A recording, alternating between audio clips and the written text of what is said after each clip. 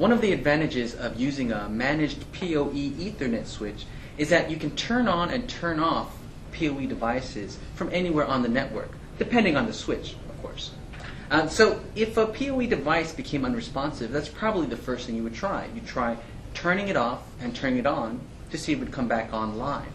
The PD failure check function on the EDSP510, it does that for you automatically, and we're going to demonstrate that here today with a very simple IP video surveillance system.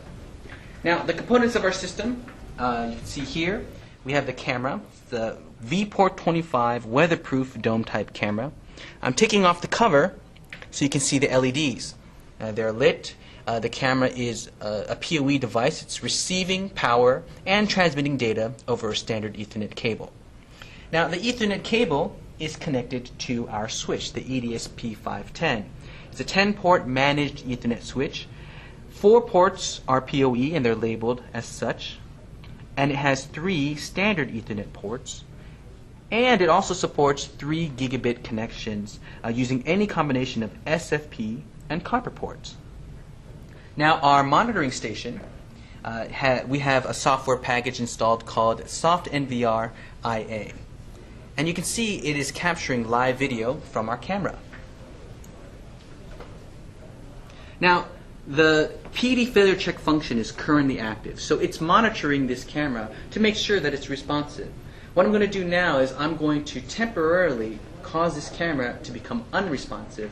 I'm going to do that by pushing this reset button.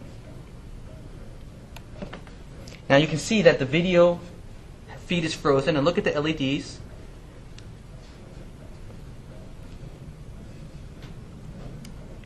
Now the LEDs just turned off and turned on again.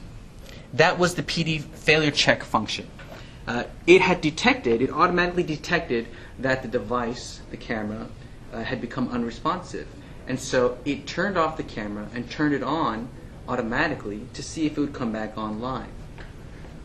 Let's take a look at the web console for the EDSP510 to see how this function works.